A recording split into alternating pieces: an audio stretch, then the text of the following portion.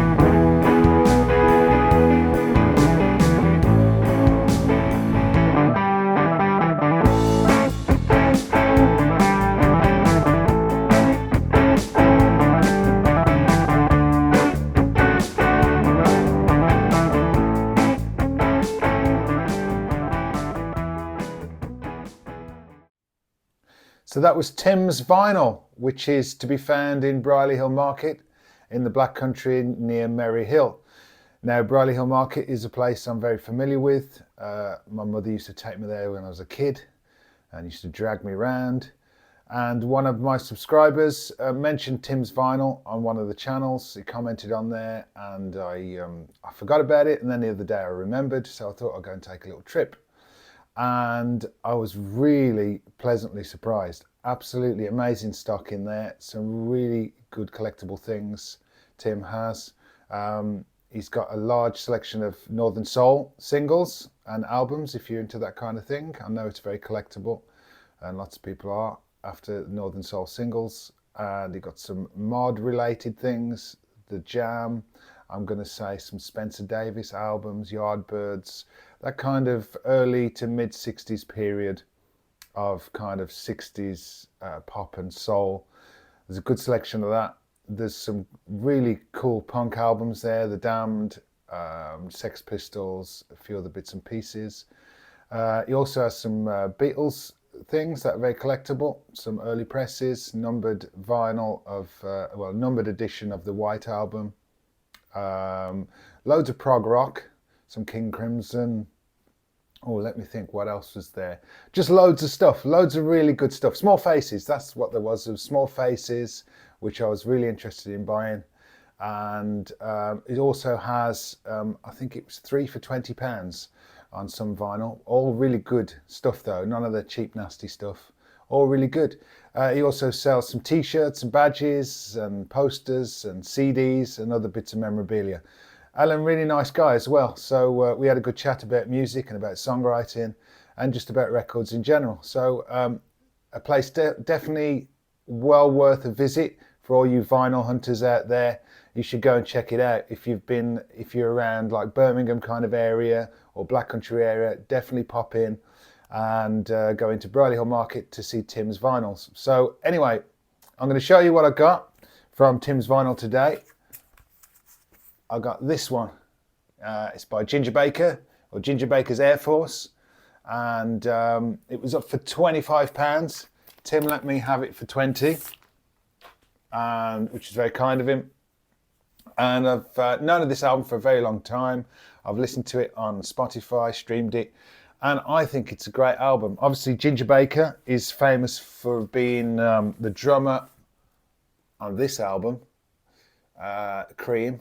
He was the drummer with Cream, along with Jack Bruce and Ginger Baker.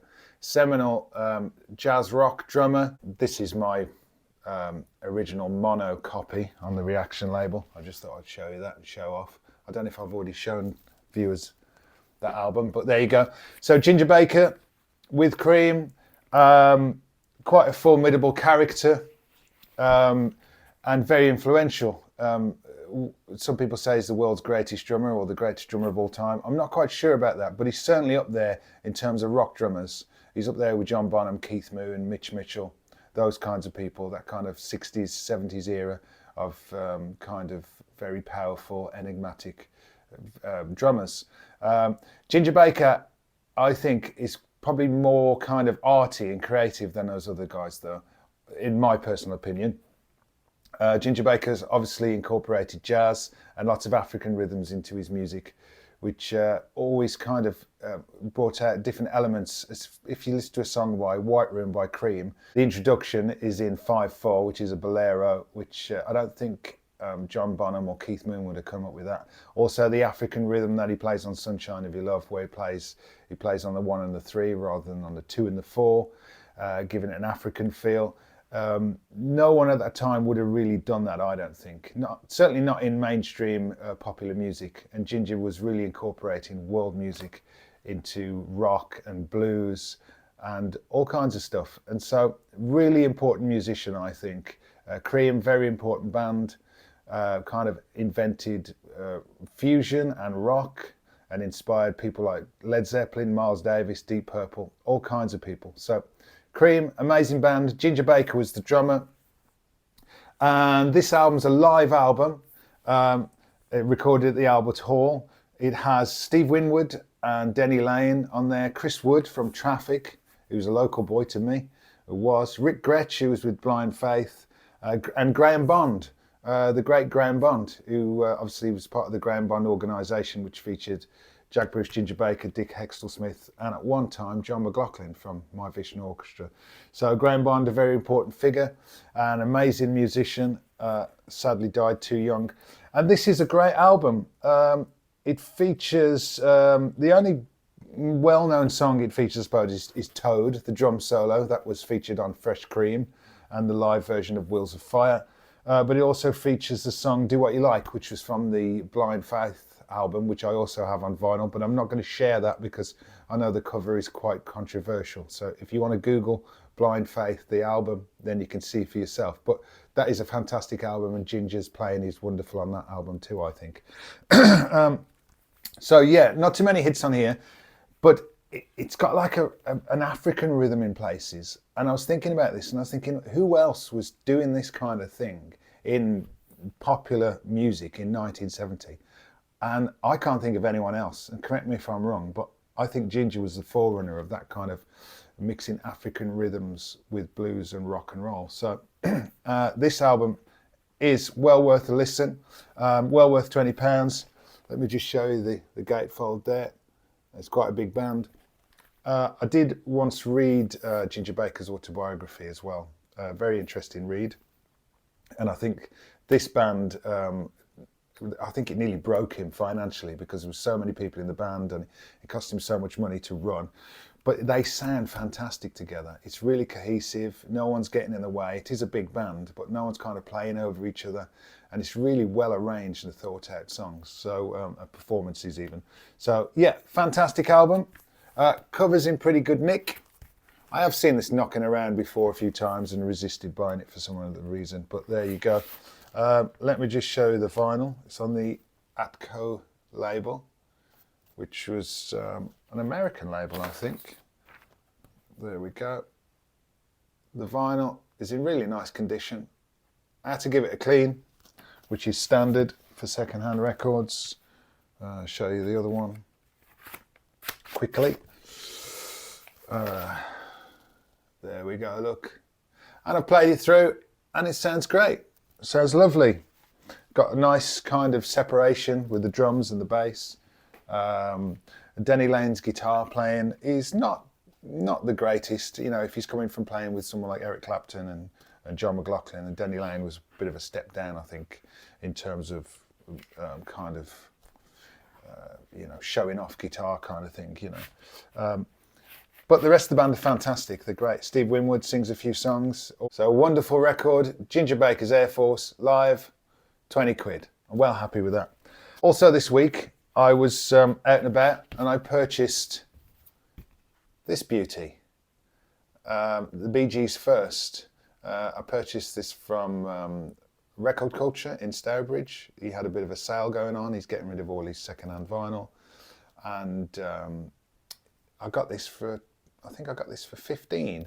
And this is a bit of a forgotten psychedelic classic. If you haven't heard it, it's very Beatlesy. It doesn't sound like Saturday Night Fever at all. It sounds like the Beatles, the Zombies kind of 1967 era psychedelia. And it's absolutely wonderful album, I think. It's still pop music, but it's weird pop music. And you can tell it's the Bee Gees still. They've still got their signature vocal sound. But the songs are very, very different. And like I say, they're a bit more far out. Kind of lodged somewhere between Revolver and Sgt. Pepper's, but with their own twist on it. I mean, it's so Beatlesy. Even the album cover was designed by Klaus Voormann. I probably can't see that there, but you can tell his design. Let me just show you the back. Bit of blurb there. I think it's a bit of a psychedelic classic. Andy Partridge from XTC loves this record too, so you should definitely check it out for that reason only. And the vinyl is in very good condition too. Again, gave it a bit of a clean on the Polydor label. That was my trip today at Tim's Vinyl in Brierley Hill Market. You should definitely check it out. It's a wonderful place to go and have a browse around and see what gems he's got in there. I hope you've enjoyed this episode. Don't forget to like and subscribe, and I'll see you all on the next one. Bye.